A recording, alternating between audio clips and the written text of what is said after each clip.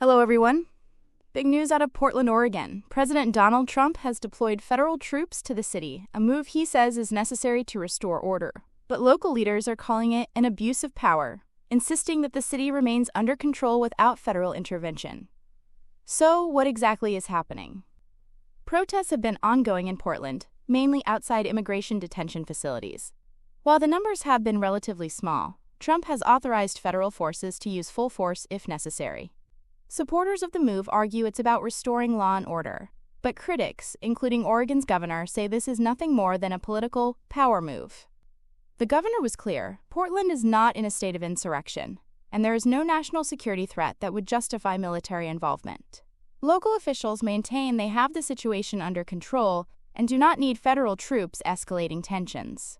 In fact, the governor went as far as to say that Trump's actions amount to a misuse of federal power and a violation of state rights. Why now? Some analysts suggest the timing has less to do with Portland itself and more to do with national politics.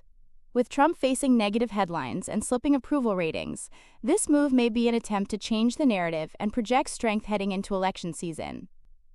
And speaking of approval ratings, while Trump continues to boast about his support, national polls show his numbers slipping.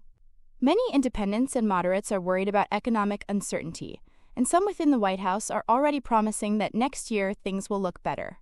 But critics say they've heard that before, and patience is wearing thin.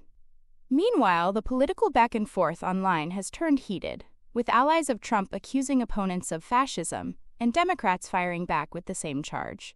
It's yet another example of how deeply divided the political conversation has become. For Portland residents, though, the reality is immediate.